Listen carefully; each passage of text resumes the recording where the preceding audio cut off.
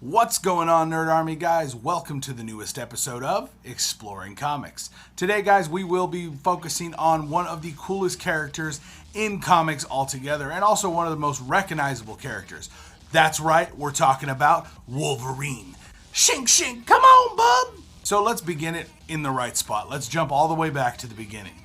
Now, Wolverine's first appearance in comics is actually one for the record books. And by one for the record books, I mean the shortest appearance. That is right. Wolverine's first appearance in comics was in The Incredible Hulk, number 180. Now, what happened and why I say it's so ridiculous is because he was in the last panel.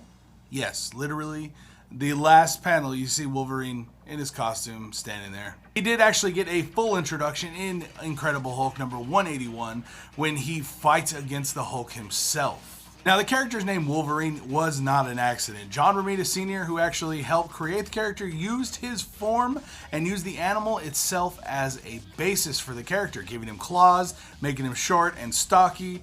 So I think he did a good job. Now for his origin. Now, Wolverine was born James Howard Hudson, and he was actually from the mid-1800s is when he was born. Now, he was the second child, and the sickly child at that, of Elizabeth and John Howard Sr., and they all lived in Alberta, Canada.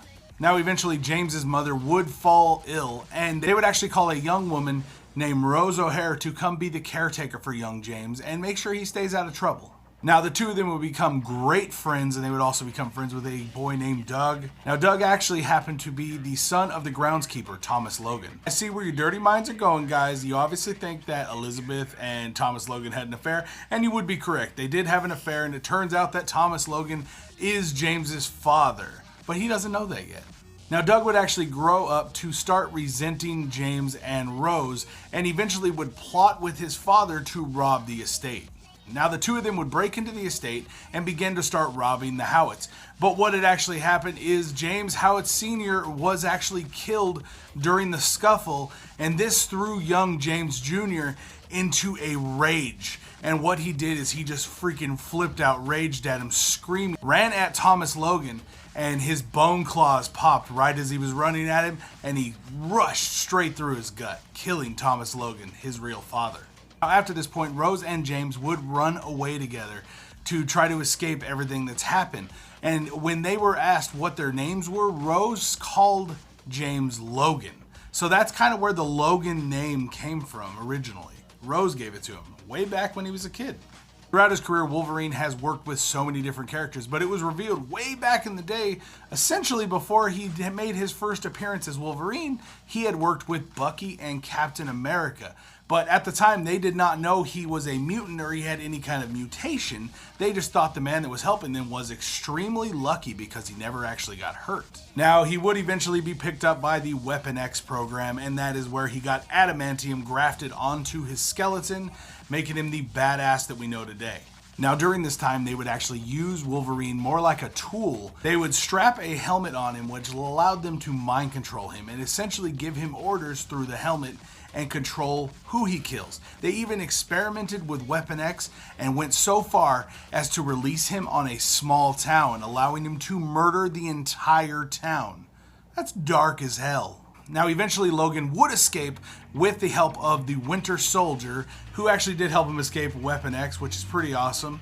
He would wander throughout the Canadian wilderness and eventually was found by Guardian and Vindicator, who were actually superpowered scientists that worked for Department H, a secret Canadian government group. Now, while with Department H, one of his missions was to hunt down the Incredible Hulk, i.e. his first appearance. So this is when we jump into seeing his first appearance, and we get to see that in Incredible Hulk number 180, the Hulk was towing off with the Wendigo, and Wolverine jumps in at the end. Then 181, you get the full battle with the Hulk, which was epic. And this is the time when he first wore the blue and yellow spandex that we all know and love. Now, eventually, Professor Charles Xavier would find out that Department X is misusing Wolverine and forcing him to go on missions for them. And he would actually arrange a meeting with Wolverine, where in the meeting, he offered a chance for Wolverine to join the X-Men and he would help him search through his memories and try to figure out what's going on with his life and what happened to all his memories.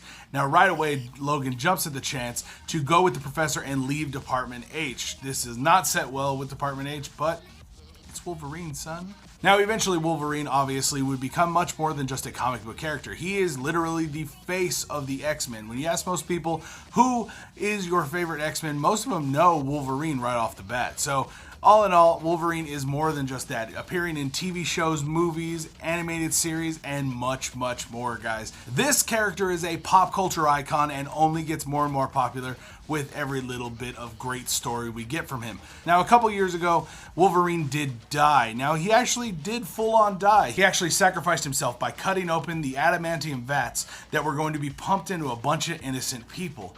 And he decided to cut them open, spraying himself, covering him with molten hot adamantium. While covered in this molten adamantium, he would run and chase down the doctor that was responsible for hurting him so many years ago and tried to hurt so many people today. He would run after this doctor, catch him, and he would run him through. And then he would walk to the edge of the platform as the adamantium hardened. And at this time, guys, if you did not know, Logan did not have his healing factor. He had lost his healing factor. And so he was completely vulnerable and Wolverine died.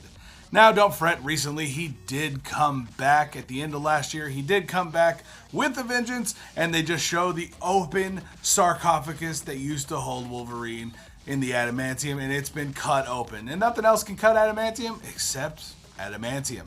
So, guys, Wolverine is a great character. Let me know what you guys thought about his history down in the comments down below. Let me know, all in all, guys, who is your favorite X-Men? And is it Wolverine? Let me know down in the comments down below, and I will talk to you guys next time. Make sure you guys subscribe to the channel so you can keep up with all the videos we put up every week, guys. I'm Andrew. You have been watching Exploring Comics, and I will see you next time. All right, guys. Peace out.